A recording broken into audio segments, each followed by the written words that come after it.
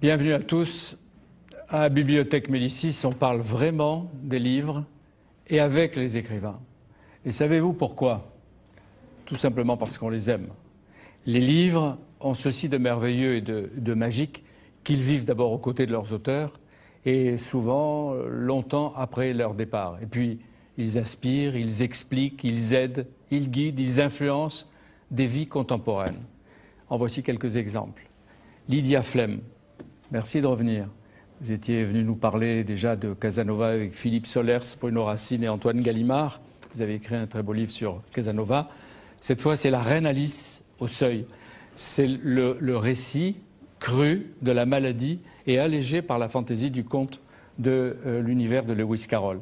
Et vous dites, je suis passé de l'autre côté du miroir, là où tout est à l'envers, le temps comme l'espace. Est-ce que ça veut dire que c'est l'envers qui remet soi-même quelquefois à l'endroit? On pourrait dire ça, oui, l'envers. Finalement, l'envers est réconfortant. Quand on abandonne vraiment l'endroit, quand on n'a plus peur de tout perdre, on peut peut-être regagner des forces et puis aussi des choses qu'on ne savait pas qui nous arrivent, qui sont très très précieuses parce qu'on découvre une part d'indestructible et aussi de fantaisie et aussi de fiction. Et c'est une manière de dire que vivre, c'est aussi vivre dans la littérature, vivre dans l'art. Ça donne une force magique. Et on peut se découvrir soi-même à travers la maladie, comme disait Nietzsche. Oui, j'en suis persuadée. Je pense qu'on en a peur, bien sûr, mais si ça nous arrive, eh bien, c'est comme quand Alice tombe au fond du trou du terrier du lapin ou derrière le miroir. Il y a un autre monde qu'on se découvre, qu'on ne se connaissait pas et qui valait le... Et Lewis Carroll avec son Alice vous ont donc aidé et en quelque sorte redonné des forces et des ressources. Oui, la fantaisie, la rêverie. On en parlera tout à l'heure et je suis d'accord en tout cas avec mon ami Bruno Frappa, je ne sais pas si vous l'avez lu dans La Croix, qui s'enthousiasme pour votre livre et qui dit « Inouï ce travail d'écriture qui fait du livre sur le cancer un charme ». Et c'est tout à fait vrai. Atik Raimi, vous êtes allé chercher Dostoïevski. Chez POL, vous publiez « Maudit soit Dostoïevski ». Qu'est-ce qui vous a fait? Ben, écoutez, je crois que c'est Oscar Wilde disait « Après Dostoïevski, il ne reste que des adjectifs ». Donc, j'ai cherché pas mal d'adjectifs et j'ai vu qu'on a tout utilisé pour Dostoïevski, mais par contre, on n'avait jamais maudit. Donc, mais pourquoi lui? Pourquoi lui? Non, parce que, bon, c'est pas moi, c'est plutôt le personnage qui n'arrive pas à achever son forfait à cause de Crime et Châtiment de Dostoïevski. Oui, oui. Vous partez de Crime et Châtiment de Dostoïevski pour vous interroger sur la justice dans un pays qui est en proie à la cruauté, la culture de la violence, des clans de l'islam, l'Afghanistan. Voilà, et plus précisément sur le sentiment de culpabilité. Ça, c'est quelque chose de très très particulier, notamment dans un pays musulman, et en particulier en Afghanistan, et plus précisément dans un pays en guerre. Alors, nous ne sommes pas à Saint-Pétersbourg, mais à Kaboul. Kaboul, et Raskolnikov a plutôt un nom afghan.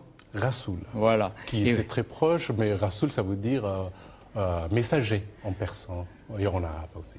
Raskolnikov. Voilà. Et vous adaptez Dostoïevski donc à la mode afghane. Est-ce que ça vous aide, vous?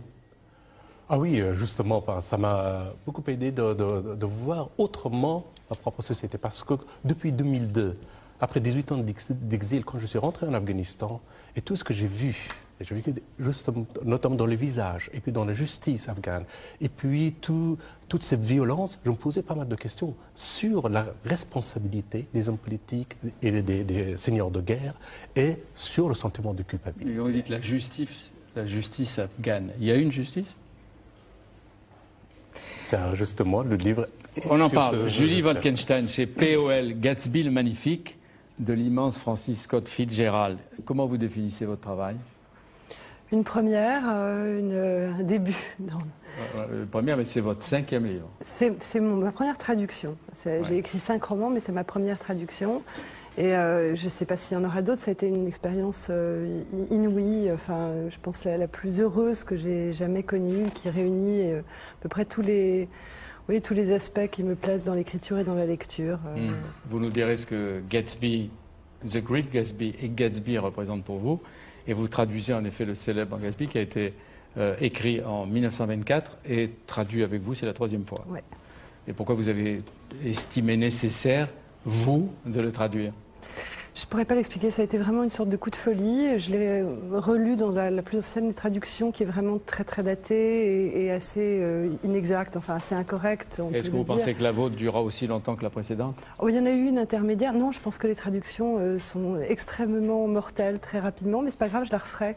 Enfin, je veux dire, si j'ai l'occasion, dans 10, 15, 20, 30 ans, je pourrais repasser le reste de ma vie à le faire. Vous vous appuyez sur des classiques, d'une certaine façon tous les trois, hein, pour vous raconter. Comme si vous avez plus besoin d'eux qu'ils n'ont besoin de vous. Non? Dostoïevski, Lewis Carroll. Je crois que toute la littérature, c'est pas par rapport à l'histoire, c'est plutôt par rapport à l'histoire de la littérature. Tous les livres, je crois, se créent, se réinventent, donc à partir des œuvres précédentes. Je crois, c'est toujours... Une sorte de filiation, de continuité. Albertine Sarrazin ressuscitée. Elle avait, peut-être la connaissez-vous, peut-être ignorez-vous son existence. Elle avait 30 ans à sa mort en 1967. Bien, elle est de retour grâce à Patrick Besson qui préface l'Astragale. Albertine aurait beaucoup à reprocher à ses assassins, les médecins et les anesthésistes qui ont raté son opération. Autrefois, je l'avais rencontrée, je peux dire que c'était un bijou noir incandescent, une perle d'indépendance. Elle s'exprimera elle-même et je pense qu'elle parle ou pourrait parler encore aux jeunes d'aujourd'hui. Philippe Broussard, avec vous, c'est une résurrection chez Stock. La disparue de San Juan, Marie-Anne Herries. L'histoire incroyable d'une jeune, belle, étrange jeune femme, Marie-Anne, qui était assistante sociale, mannequin, têtue, oui, on peut le dire. Casse-cou. Oui, casse-cou, un peu rebelle pour son époque. Nous sommes à la fin des années 60, au début des années 70 en Argentine.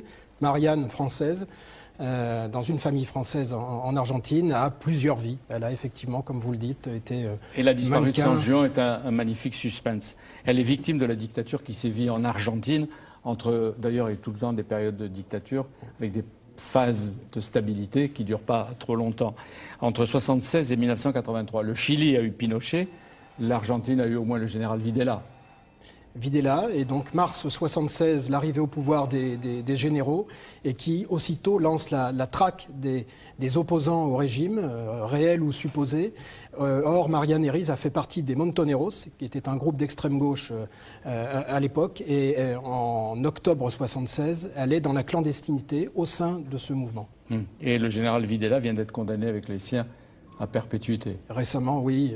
L'Argentine n'en a pas fini avec ce passé. Oui. Oui, oui. Le prix Nobel 2010 de littérature, Mario Vargas Llosa, qu'on connaît, puisqu'il était notre invité il n'y a pas longtemps, vient de provoquer un scandale. Je ne sais pas si vous l'avez vu, à Buenos Aires, à la veille de la foire du livre. Il a traité la présidente actuelle, Kirchner, d'inculte. Et l'Argentine de pays incurable à cause de la violence, de la cruauté et en même temps d'un passé qui, comme vous le dites, pèse encore sur les Argentins. Oui, et qui ralentit notamment toutes les procédures judiciaires liées à cette période de dictature, 76-83. Dans l'affaire Marianne Herries, un homme est actuellement en prison. Dans l'attente de son procès, on peut espérer qu'il aura lieu dans le courant de l'année. C'est pas celui qui a été le Monténégro, qui a été l'amoureux et qui l'a découvert. Celui-ci, on va voir qu'il est vivant. C'est ça qui est extraordinaire. Comment vous avez découvert, vous, cette disparue ? Je l'ai découvert en 2000, à l'occasion d'un reportage pour le journal Le Monde. J'ai commencé à m'intéresser au destin de cette jeune femme française. Mais pourquoi ? Pourquoi ? Mais précisément parce qu'elle a une richesse de vie et d'existence extraordinaire. Parce qu'un homme a été arrêté en Italie en 2000 dans le cadre de cette affaire. Cet homme est un ancien militaire devenu avocat, spécialisé dans la défense des anciens tortionnaires, Georges Oliveira. Et à partir du moment où il y a eu cette arrestation, cette affaire est sortie de l'oubli et j'ai commencé à m'y intéresser. Et Oliveira attend lui-même, après avoir mené une tranquille carrière d'avocat, il attend lui-même d'être jugé ? Il attend d'être jugé, non seulement dans l'affaire Marianne Herries, mais également dans une quarantaine d'autres procédures judiciaires. Alors Marianne, elle a un étrange destin, d'abord une famille qui est fascinante. Le père, la mère, vous les décrivez. Le père est un pionnier, un de ces pionniers qui a fait l'Argentine. Il a ouvert un comptoir agricole dans le sud de la province de Buenos Aires, puis il a travaillé dans le nord, dans les zones de jungle proches des chutes de l'Iguassou. Sa maman était, elle, fille de diplomate, donc c'est toute cette famille qui s'installe finalement en Argentine, où ils auront 7 enfants. Dont Marianne, qui a un profil un peu particulier, puisque d'abord elle est très belle, et très vite elle va se faire repérer par les agences de mannequins à Buenos Aires et fréquenter en quelque sorte la jet set. Mais parallèlement à ses activités de mannequin, elle a aussi, au sein des bidonvilles, un engagement social très fort. Il n'y a pas une Marianne. Il y en a plusieurs. Il y en a plusieurs et précisément le but du livre était d'aller à la recherche de ces différentes Mariannes et dans chacune de ces vies d'essayer de recomposer pièce par pièce le puzzle de cette existence oubliée. J'ai l'impression que vous l'aimez. C'est pas de l'amour. Comme personnage. Comme personnage, voilà, exactement. C'est un intérêt avant tout professionnel, mais quelque part une forme de proximité, je dois le reconnaître. À force de rencontrer des gens qui l'ont, eux, profondément aimé, j'ai fini par me laisser en quelque sorte emporter par cette histoire. Et donc c'est une enquête à travers l'Amérique latine à la recherche de témoins qui acceptent ou qui acceptaient de parler. Est-ce qu'il y en a beaucoup qui se livraient? Beaucoup.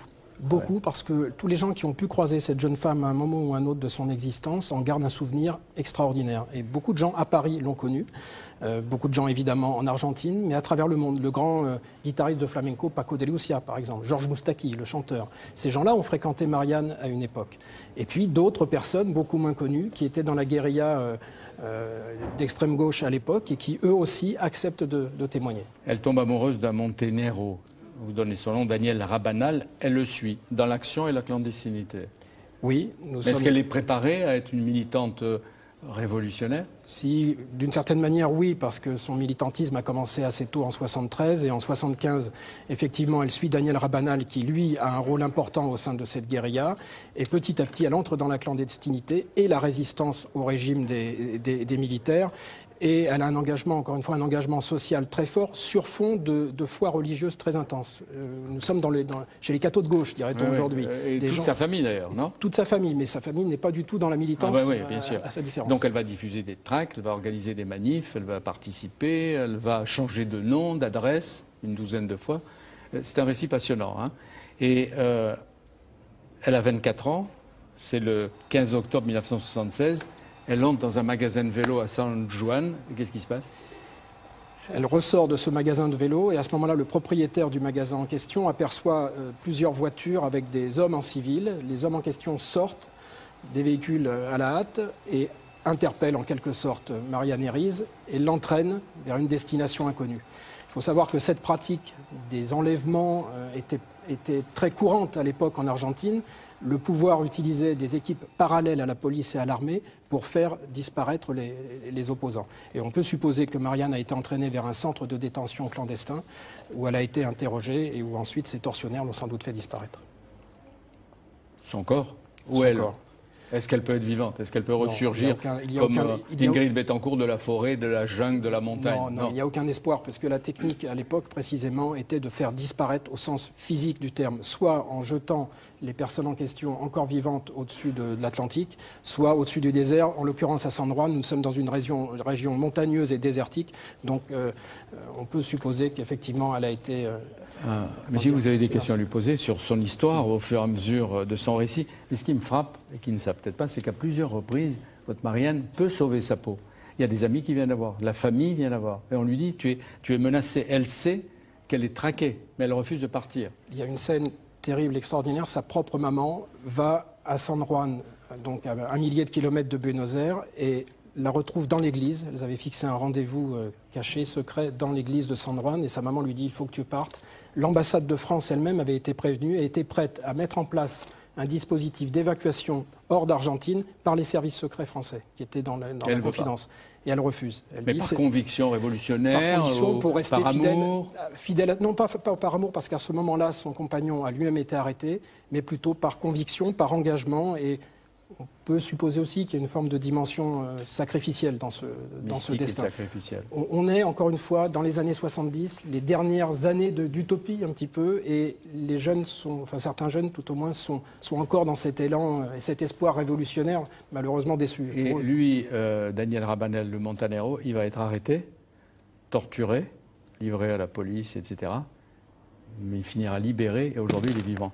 Il est vivant, il a accepté de témoigner, de me raconter la Marianne qu'il a connue. Et je dois vous avouer que, du strict point de vue personnel et professionnel évidemment, mais cette rencontre a été très forte puisque je me suis retrouvé face à un homme qui a connu l'amour avec Marianne, par la suite la torture et la souffrance, et qui me racontait tout cela d'une manière intense et forte. Et elle-même n'a rien laissé derrière elle, comme écrit, comme... Elle a laissé beaucoup de lettres. Elle a laissé beaucoup de lettres, de correspondances. J'en publie une partie. Il y a énormément de photos, puisque comme elle a fait des photos pour les agences de mannequins, il existe beaucoup de photos d'elle. Il existe même un bijou, c'est unique, sur YouTube, c'est la technologie actuelle. Vous tapez le nom Marianne Herries et vous voyez un spot publicitaire du début des années 70 en Argentine, où on la voit en chair et en os bouger. Et c'est un moment... Moi, j'ai vécu ça comme un moment extraordinaire d'être sur les traces de quelqu'un pendant des mois, presque 2 ans, et puis d'un seul coup de cliquer sur Internet et d'avoir son image. Et son image, vous l'avez eue après avoir fait votre enquête? En cours d'enquête. Quelqu'un m'a dit, mais tu sais, elle a fait un spot publicitaire, et le miracle de cette mémoire virtuelle d'Internet, c'est qu'on peut retrouver précisément des... Et le Daniel Rabanel, il pense encore à elle, il est marqué par elle. Il est très marqué. Sincère. Il est sincère. Toutes les personnes qui l'ont croisé, et d'autres hommes notamment, sont encore très marqués par Marianne et par ce souvenir. Oui. Vous la rendez vivante à travers le livre. Et encore une fois, c'est un magnifique récit. Mais qu'est-ce que vous en attendez? Enfin, vous la faire connaître, bien sûr. Et sa vérité, on ne la connaîtra pas. Sa vérité, on ne la connaîtra pas. Elle est partie avec son secret, notamment pourquoi a-t-elle refusé toutes les mains qui étaient tendues vers elle. J'attends de ce livre autre chose. C'est aussi un hommage au combat de sa maman, dont on n'a pas encore parlé, mais qui est une dame de 83 ans aujourd'hui, qui depuis 1976 n'a jamais cessé de vouloir savoir ce qui était arrivé à sa fille, qui était responsable de la disparition de sa fille. Et au fur et à mesure du livre, je lui adresse des lettres pour lui expliquer quelle est ma démarche et quelles sont les différentes étapes de la reconstitution de ce puzzle, au risque parfois de la surprendre en lui apprenant des choses sur la vie de sa fille. Chose, oui, qu'elle ignorait.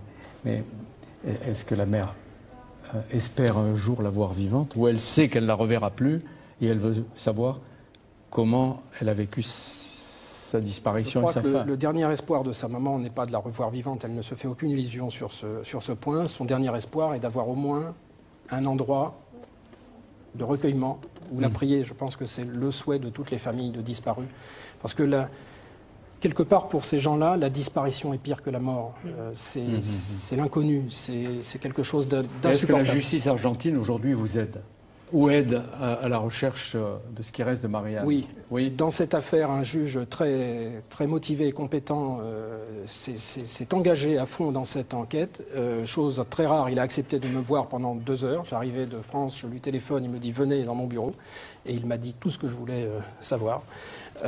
Donc la justice argentine essaie de faire son travail. C'est pas toujours évident parce qu'il y a des pesanteurs extraordinaires. Apparemment, il faut en profiter parce que ça dépend des présidences, des partis politiques au pouvoir. Voilà. Comme il y a une élection présidentielle, je crois que c'est en octobre. Oui, et précisément, vous faisiez allusion à Mme Kirchner. Nous sommes dans une période plutôt favorable de ce point de vue-là, de point de vue de la justice. Une période électorale favorable à la découverte de la vérité en Argentine. Quant à ce qui se passe au Mexique, pour quelqu'un qui est très vivant mais qui est en prison pour 60 ou 90 ans, Florence Cassé, la campagne électorale va la desservir probablement jusqu'au moment où, comme on l'espère, on la retrouvera. Atik Raimi, en 2008, vous êtes venu nous parler de Singué Sabour qui vous a valu un prix Goncourt tout à fait justifié et mérité. On le dit parce qu'à l'époque, on ne savait pas que vous alliez avoir le prix Goncourt et on avait salué la publication du livre. Vous bénéficiez quoi? De l'asile politique? Vous êtes toujours en exil ici, mais vous pouvez entrer maintenant dans votre pays. Oui, je suis naturalisé, empaillé, en bon français, depuis 1996. Mais bon, oui, je voyage énormément en Afghanistan. Depuis 2002, depuis la chute des talibans, donc je vais en permanence en Afghanistan. J'ai beaucoup de projets avec les jeunes Afghans là-bas. Donc j'ai atelier d'écriture. Donc vous entrez, vous sortez comme un Français qui voyage à travers son pays de toujours et son ancien pays. En Afghanistan, je suis un Français, et en France, je suis un Afghan. Alors vous reprenez la structure, les chapitres et les personnages de Crimes et Châtiments. et vous les adaptez à l'Afghanistan d'aujourd'hui. Quand vous avez découvert le livre de Dostoïevski, vous étiez en Afghanistan, adolescent, ou c'est ici? Le premier livre que j'ai lu de Dostoïevski, c'était Le Joueur, donc il y a bien longtemps, en persan. Tout a été traduit par les Iraniens à l'époque. Donc voilà. Et ensuite, j'ai lu les frères Karamazov, encore en persan, mais je ne comprenais pas grand-chose. Mais bon, c'était une belle histoire, donc voilà. Et toutes les questions métaphysiques, toutes les questions philosophiques m'échappaient. Mais ensuite, oui, en France, quand je suis arrivé, donc j'ai repris la lecture de Dostoïevski, notamment, et je n'oublie jamais que même le 11 septembre 2001, j'étais dans une librairie en train d'acheter Crime et Châtiment. Et c'est vrai qu'à cette époque, je m'intéressais déjà à ça. Et à je voulais justement travailler sur la société afghane, sur le sentiment. Dostoïevski écrit dans la Russie de 1866, vous dans l'Afghanistan de 2010, et il y a comme une sorte de miroir à travers le temps, l'espace, que vous retrouvez. C'est ça qui est extraordinaire. Il ne passe pas derrière le miroir comme Alice, mais... Oui. Bah, écoute, bon, déjà, à chaque fois quand on dit qu'Atik Raimi écrit Maudit soit Dostoïevski, tout de suite on pense justement à la guerre afghano-soviétique, un Afghan contre les Russes et tout ça. Il n'y a rien de tout ça dans ce livre. Ce que je voulais, c'est que je parlais d'un jeune Afghan, un érudit de Dostoïevski, qui a fait ses études en Russie à l'époque de l'État pro-soviétique afghan. Et le moment où il rentre en Afghanistan, sont les Moudjahidines, les islamistes qui prennent le pouvoir. Lui, il est à la fois banni par sa famille communiste et aussi par la société qui est devenue très islamique. Donc voilà, il est abandonné à lui-même, donc il commet un crime, et au moment où il parle vraiment un crime, voilà. Et tout de suite, il pense au Crime et Châtiment. Ensuite, il s'identifie au personnage Raskolnikov, et il veut, comme lui, se rendre à la justice, voilà, pour être jugé. Et il y a une sorte de rédemption. Mais pour vous, Atik, est-ce que vous pensez que c'est par l'histoire individuelle de tel ou tel personnage ou personne qu'on rejoint la grande histoire universelle? Oui, je suis persuadé. C'est toujours, pour moi, c'est un désastre très individuel, très personnel, qui nous ouvre la voie vers le désastre universel. C'était toujours dans... Et puis la littérature. Et là, justement, à travers Rasoul, parce que quand il se rend à la justice, personne ne veut le juger, parce qu'il est dans une société où tout le monde a des massacres dans la guerre. Donc, tout le monde tire sans savoir pourquoi ni contre qui. On tire, et puis la balle va trouver elle-même sa cible. C'est le triomphe de la culture de la violence. Et vous dites, n'importe quel crétin veut faire justice sans enquête et sans procès. Voilà, notamment... C'est l'Afghanistan d'aujourd'hui. L'Afghanistan, là je parle de 92-96, de la guerre civile, juste après la chute des talibans. Ça s'est amélioré ou aggravé? Non, maintenant c'est une autre guerre, un autre système, bien sûr. On essaye, l'Afghanistan peine à ramener justement la justice, un code pénal. Mais le problème, c'est que, bien sûr, il y a toujours la charia qui est là, mais pas dans la constitution afghane, mais dans la société afghane et dans la mentalité afghane. Vous voulez dire que l'ultime justice aujourd'hui à Kaboul, c'est toujours la charia? Ah bah oui. Là, par exemple, là, il y a un jeune auteur afghan, justement, il a traduit le Coran. Il n'a pas commis un crime, mais il est condamné justement à l'exécution. Parce qu'on ne touche pas au Coran. Voilà. Mais, oui. Ce qui est assez étonnant au début de votre livre, pour revenir à Dostoïevski, c'est que le jeune homme, quand il est arrêté pour la première fois, la personne qui l'arrête, lui, est à peu près cultivé et sait qui est Dostoïevski. Donc ça l'étonne d'avoir face à lui quelqu'un qui a ces lectures-là. Il comprend que ce n'est pas une lecture communiste. Oui, parce que il est sauvé par le livre, quelque part. Est-ce qu'il y a beaucoup de Rasoul à Kaboul? Oui. Il y en a justement ceux qui vivent un peu dans la marge de la société. C'est un peu, voilà, comme ce personnage qui se pose des questions, qui a quand même mauvaise conscience par rapport à son passé, par rapport à ses crimes de guerre. On voit revenir le thème de la culpabilité. Oui, là pour moi c'est un thème assez important. Là, je pense à c'est vrai que pour moi cette phrase de Lacan était très très importante. Il disait que la culpabilité dans de sortes de pathologies. La névrose chez ceux qui restent enfermés dans la culpabilité et psychose chez ceux qui refusent d'entrer dans la culpabilité. Et la société afghane, avec 30 ans de guerre, justement, toujours ont refusé d'entrer dans la culpabilité, dans la responsabilité. À chaque fois, chaque parti Mais est-ce politique... que l'Afghanistan ne rentrera pas dans cette libération le jour où elle ne sera plus occupée, où elle sera libre, où elle aura peut-être des démocrates au pouvoir? Écoute, tant que ce peuple ne se remet pas en question, tant que justement ils ne remettent pas en question leur responsabilité par rapport à cette histoire sanglante de pays, je ne crois pas. Il faut qu'il y ait un procès des criminels de guerre en Afghanistan pour qu'il y ait de deuil. Sans deuil... Criminels de guerre, c'est-à-dire toute la tête. Bah, écoutez, hein? il faut relativiser ensuite, bien sûr, oui, mais Julie Wolkenstein, si vous voulez lui poser des questions, vous pouvez y aller, si vous parlez avec lui. Je n'ai pas encore eu le temps de lire son livre, alors je me jetterai dessus. Prenez le temps.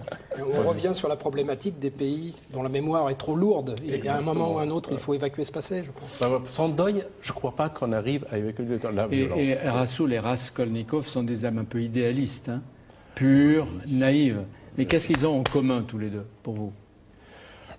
Justement, alors, chez Dostoïevski, quand même, lui, il était dans son idéologie et puis dans sa morale chrétienne. Donc, il arrive quand même à donner de la rédemption à son personnage.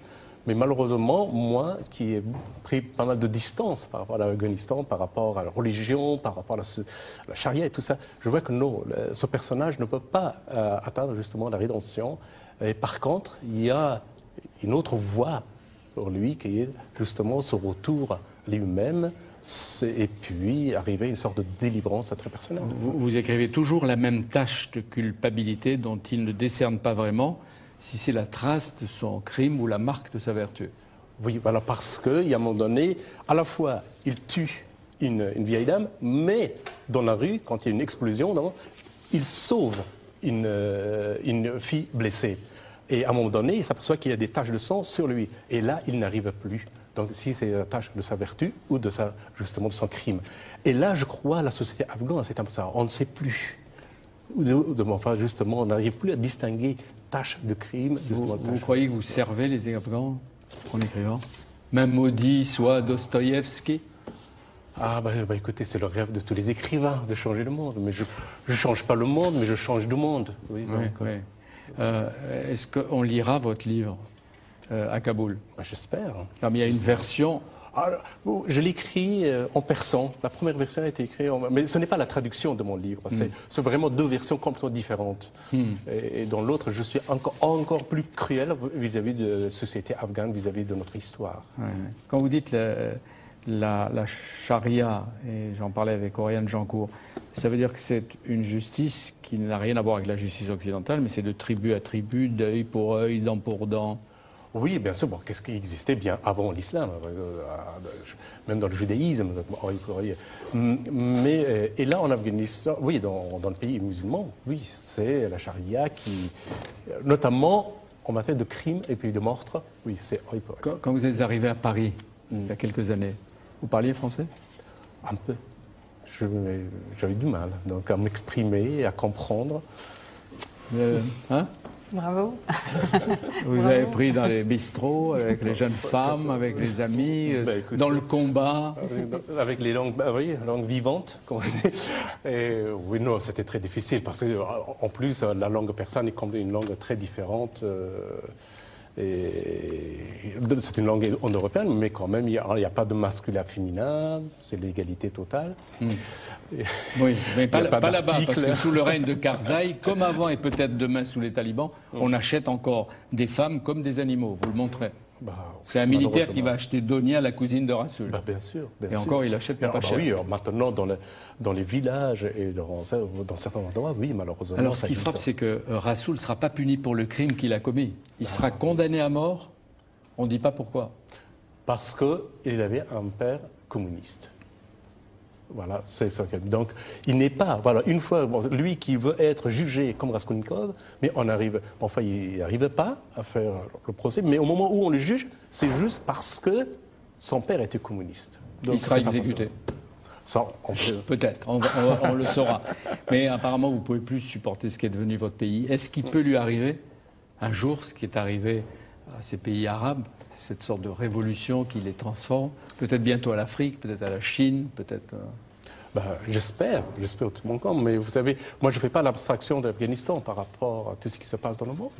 Évidemment, si tout va bien dans le monde, ça ira aussi en Afghanistan, malheureusement. L'Afghanistan, justement, dépend toujours de la situation géopolitique mondiale. C'est ce que souhaite Julie, je suppose, que ça change aussi. Ouais. Oui, moi je suis très aussi curieuse de la réécriture. Enfin, je trouve ça passionnant de reprendre Dostoïevski dans un autre contexte et de travailler aussi sur ce que le lecteur se souvient. Mais c'est pas une traduction. Non, mais la réécriture, enfin, je trouve que c'est aussi. C'est pas une réécriture, c'est une adaptation à sa propre société. Oui. Ouais.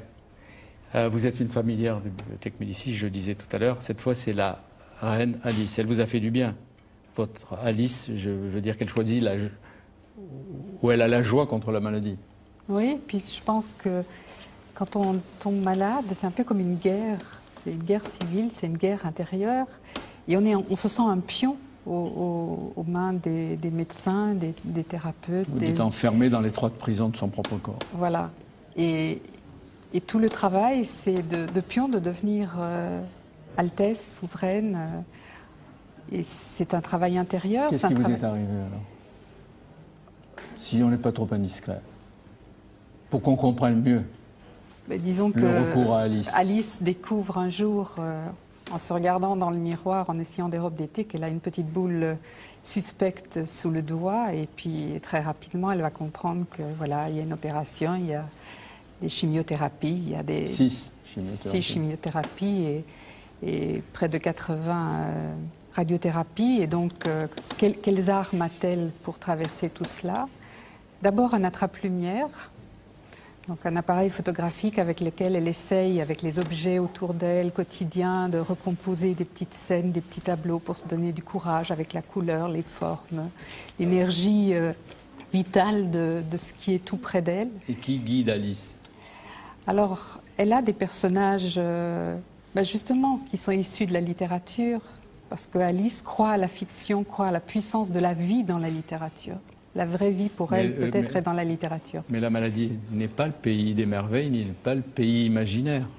En même temps, Alice au pays des merveilles de Lewis Carroll, c'est un conte, mais comme tous les contes, c'est très dur. En réalité, dans cette histoire, dans ces histoires, le personnage se trouve confronté à une désorientation, à des choses étranges, à du nonsense, à tout ce qui est attendu disparaît, tout ce qui est inattendu se révèle souvent des pièges. Et donc, voilà, je pense que c'est une image assez juste. Finalement, on dit des contes de fées, mais c'est souvent des contes de sorciers, des contes de... Mais pour vous, c'est une manière d'évoquer et de dire le pire. De dire le pire et de dire qu'à travers le pire, on peut aussi trouver des forces merveilleuses, des puissances de l'imagination, de l'image, de l'imagination, de la littérature, de la musique, et que ça donne une force formidable. Et qu'on l'a en soi, mais nourri par des siècles et des siècles. Et souvent on l'ignore. Et souvent on l'ignore. Oui. Si on peut l'éviter de le découvrir, c'est encore mieux, mais si on le découvre. Il appartient à chacun, dites-vous, d'apprivoiser la malchance, d'y ajouter une part, ne fût-ce qu'une toute petite part de chance. Quand ça arrive, c'est bien. Mais Alice connaît le découragement, la lassitude, elle ne se résigne pas. Il y a des moments où elle est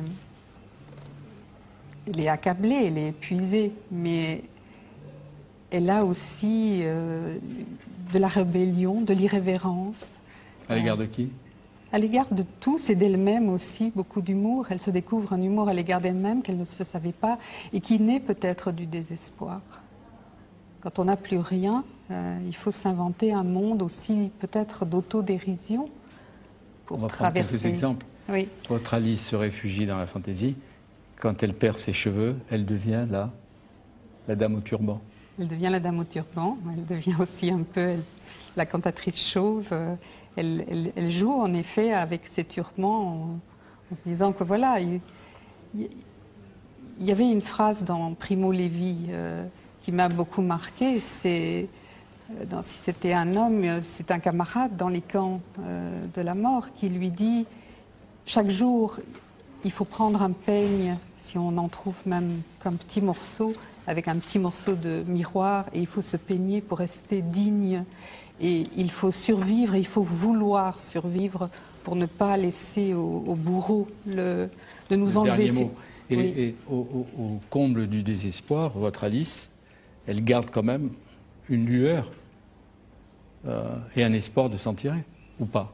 Oui, si, heureusement, elle est là. Non, non, bien sûr. Bien sûr, elle pense que...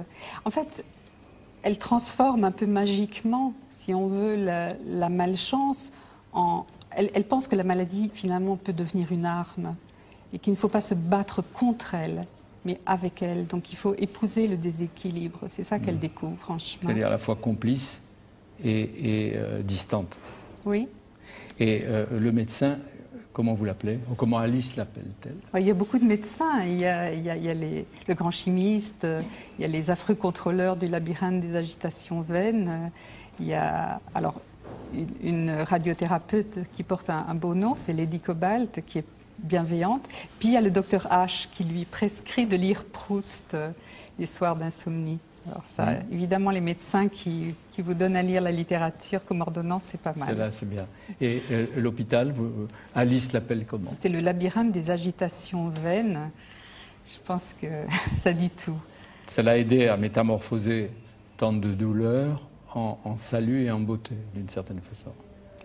C'est une tentative à travers les images et les mots, oui. C'est essayer de faire de sa vie peut-être... et si la vie était une fiction? Ouais.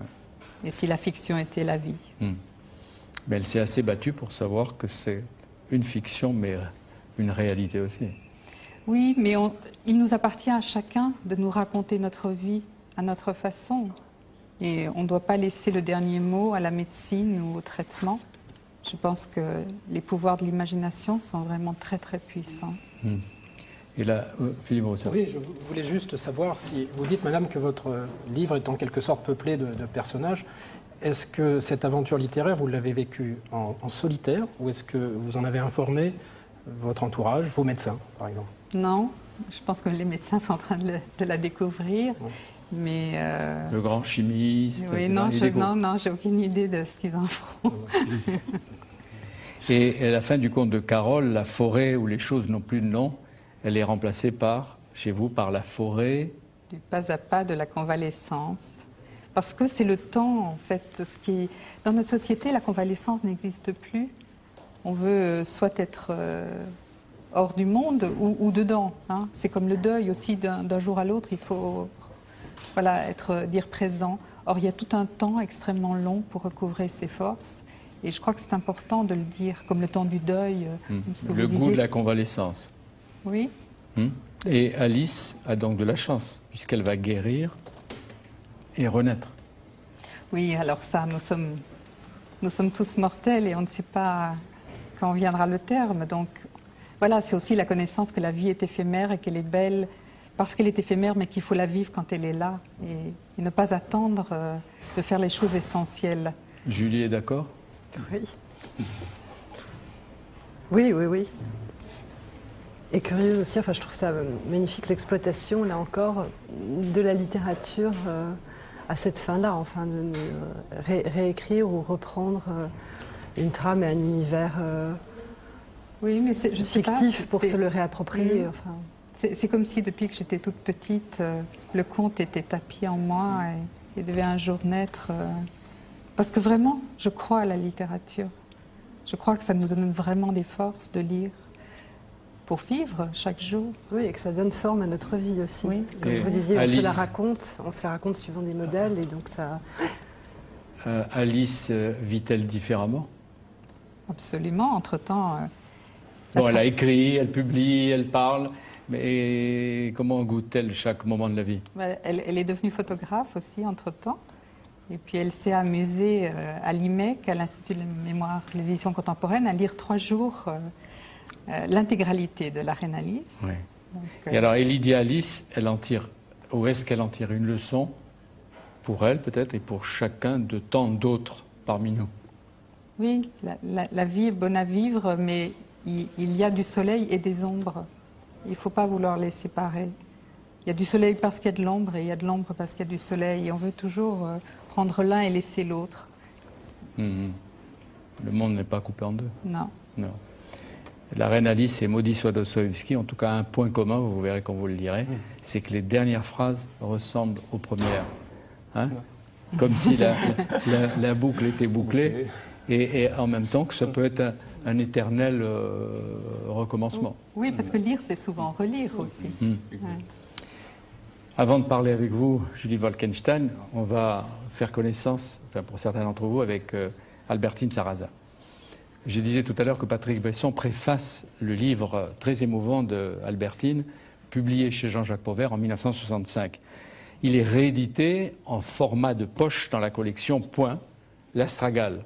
4 millions d'exemplaires ont été, depuis la publication du premier livre, ont été déjà vendus.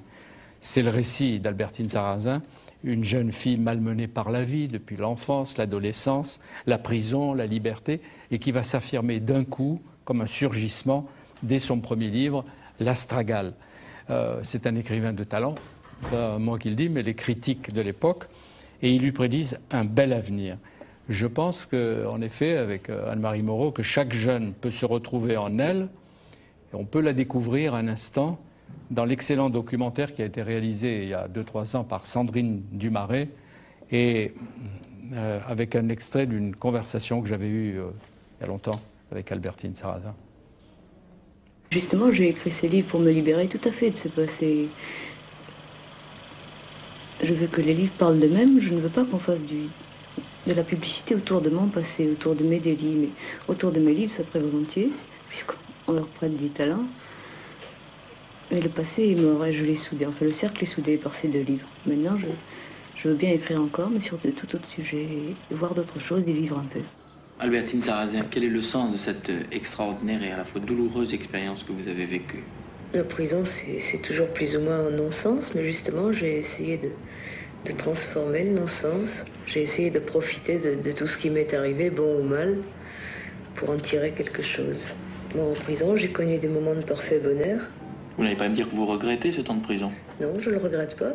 Plus que regretter la prison, ça me rendrait ma jeunesse. J'estime que c'était une jeunesse qui en valait une autre. Je suis une enfant de l'assistance publique et j'ai été adoptée à peu près à la naissance par un médecin colonel à Alger. Vous avez vécu combien de temps avec vos parents adoptifs? Jusqu'en 52, jusqu'à l'âge de 15 ans. Vous avez été une enfant facile ou au contraire difficile? Très très difficile, très indisciplinée, enfin m'évadant de partout. Tant et si bien qu'à 15 ans, on m'a fait enfermer pour avoir la paix. Ils m'ont fait boucler en bon pasteur par voie de correction paternelle, jusqu'à ce qu'on appelle la 21, c'est-à-dire la majorité. Et c'est là que j'ai commencé à m'évader de ce bon pasteur. Que vous vous êtes trouvé dans un enchaînement en somme. Oui. Il y a d'abord eu 2 ans de prévention à Fresnes. Alors j'ai passé là mon 2e bac. Avec mention? Oui. J'ai appris la sténo, la dactylo, enfin je me suis occupée de toutes les manières. J'ai fait aussi beaucoup d'étiquettes parce que les étiquettes, c'est avec cela qu'on gagne sa vie en prison. Alors, je faisais des étiquettes pour acheter mes livres. Et vous avez été très, très agressive? Oui, très. Est-ce que vous croyez que c'est réellement le fondement de votre nature? Non, c'est une réaction, une défense, une armure. Je ne pouvais pas être autrement qu'agressive et renfermée. Pourquoi? Quand à l'extérieur, rien ne vous sollicite, rien ne vous comprend, bah vous vous recroquevillez, vous restez à l'intérieur de vous. Parce que tout ce que vous livrez, c'est perdu, c'est gâché, c'est interprété de travers, c'est tronqué. J'étais absolument écœurée de moi tel que je me découvrais après 2 jours d'assises. J'ai pas eu du tout le trac de mes 7 ans, qui d'ailleurs n'en étaient plus que 5 à l'époque. J'étais jugée sur le plan d'actes auquel je restais quand même moralement étrangère, quoi qu'on en ait dit, que je n'aurais certainement jamais accompli moi-même, mais dont j'ai passé pour être l'instigatrice. Je me suis évadée au bout d'1 an et demi. Bon, après, c'est l'Astragale qui commence. Je suis mariée depuis février 1959 exactement. Mon mari était libre.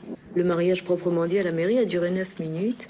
J'ai quand même été extraite dans une voiture de la police, évidemment, pour faire l'aller-retour à la mairie. Les témoins, c'était la plupart des avocats. Et vous avez retrouvé aussitôt après votre cellule? Ah oui, le matin même. J'ai été extraite à 9h et à 10h, tout était consommé, quoi. Tout sauf le mariage. La cavale, qu'est-ce que c'est? La cavale, c'est l'évasion. Alors la cavale raconte de façon très détaillée toutes les façons dont on dispose pour s'évader d'une prison. L'évasion matérielle, celle qui rate souvent, le rêve, enfin les cavales à un ou à plusieurs. Et comment cette cavale devient une obsession qu'il suffit de garder à l'intérieur de soi pour éviter la résignation, l'avachissement.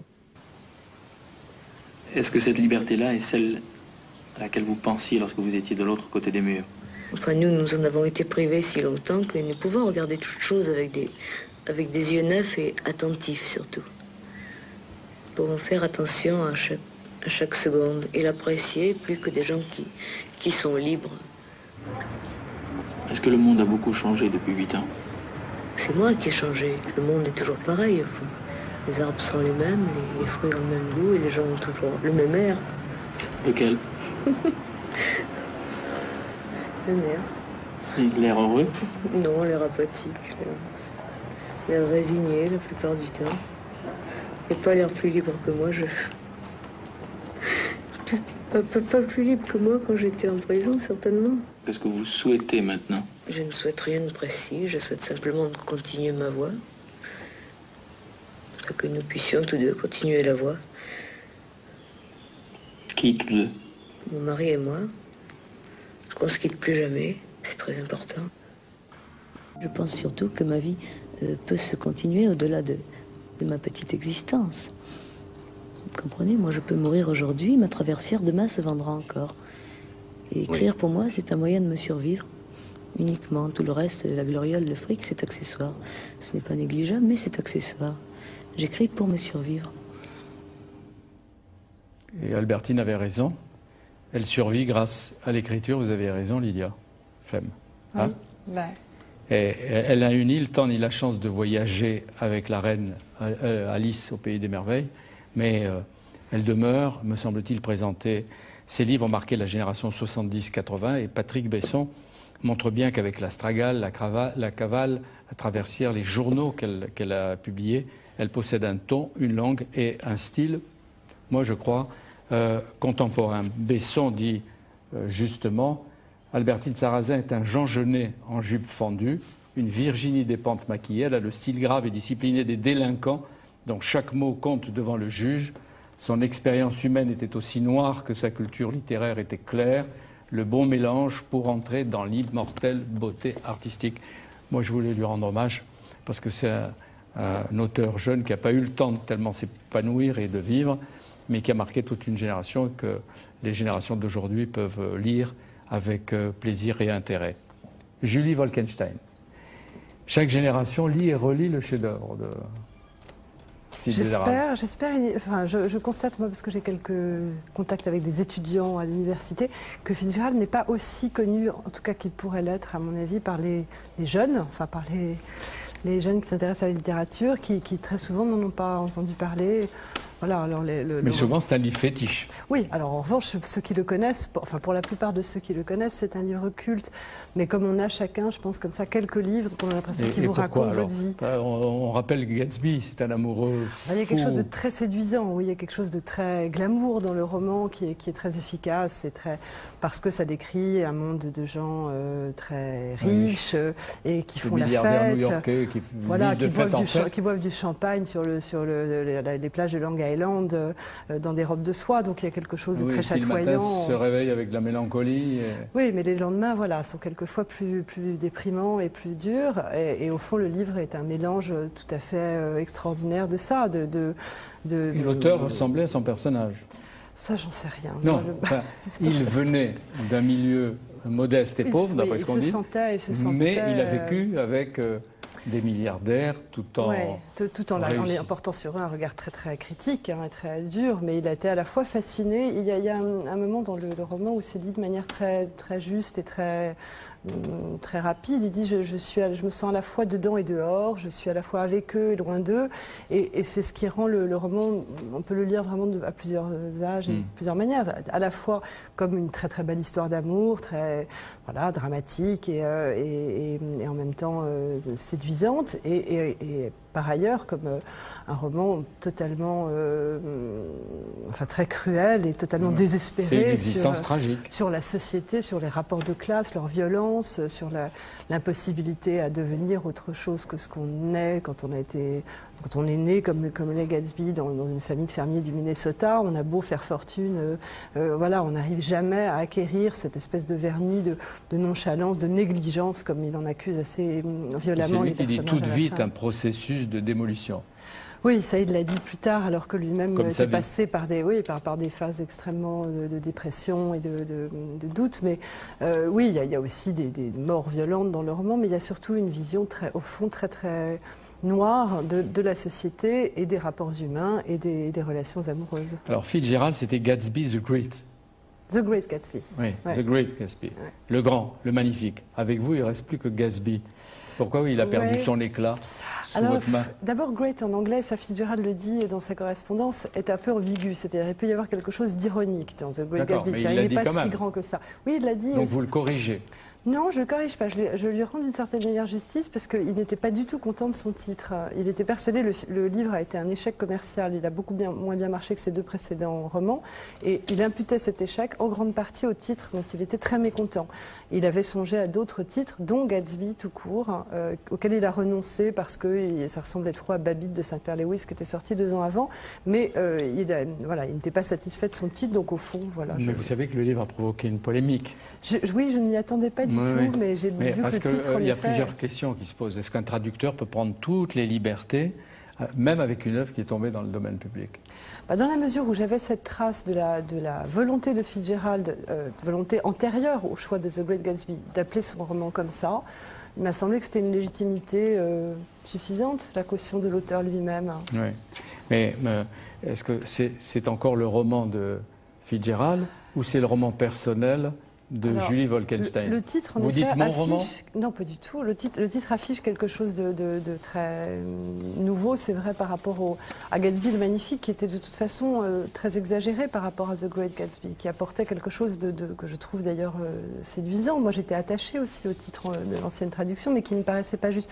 Pour le reste, ma traduction, je pourrais en faire la démonstration phrase à phrase, a été un exercice de fidélité constant. C'est-à-dire que j'ai vraiment été d'une vigilance totale dans le respect du texte de Fitzgerald. Ça a été contesté, hein, vous savez ça. Oui, mais je vous dis, je suis prête à faire l'exercice mot à mot. Vous devriez le dire à un certain nombre d'auteurs. Par exemple, je vois Frédéric Becbédé, me le faisait remarquer Oriane Jancourt dans sa chronique du Figaro Magazine.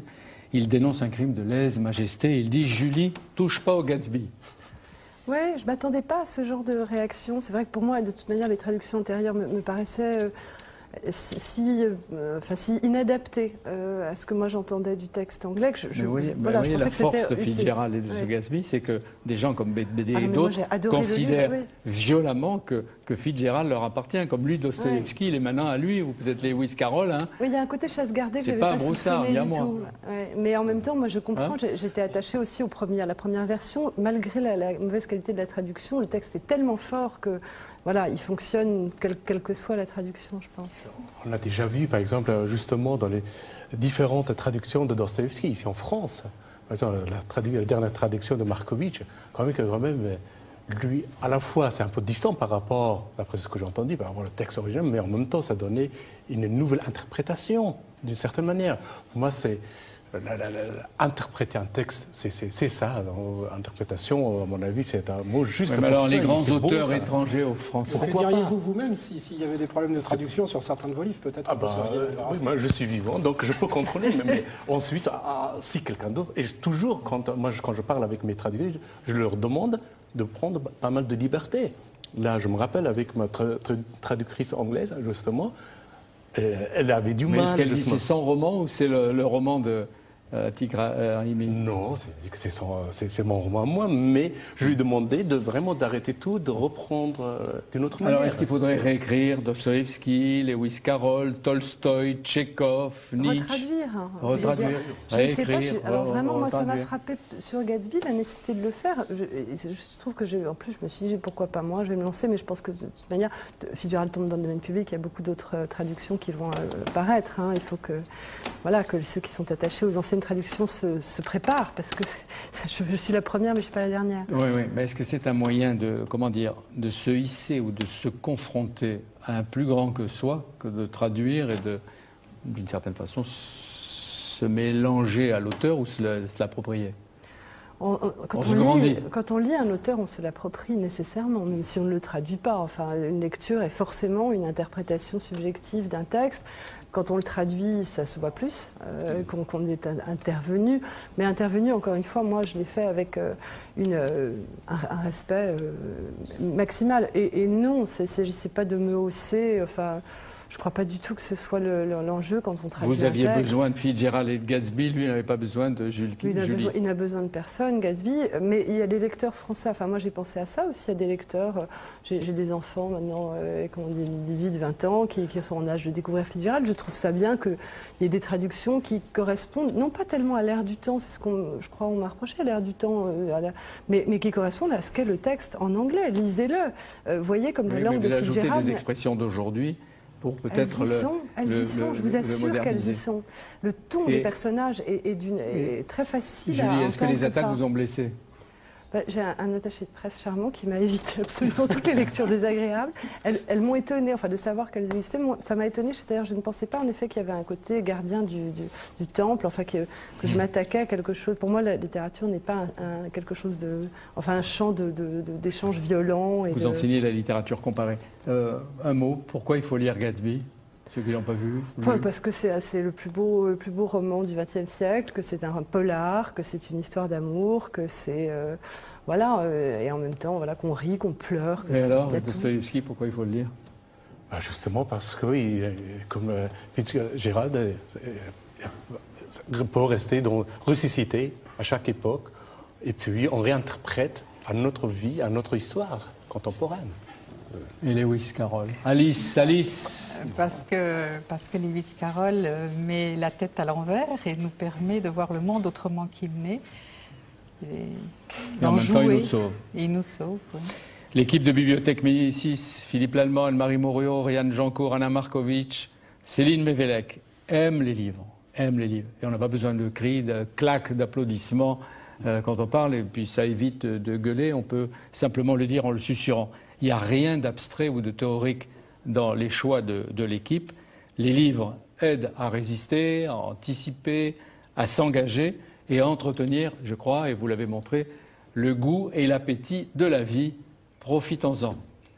Salut fidèlement et merci et à bientôt.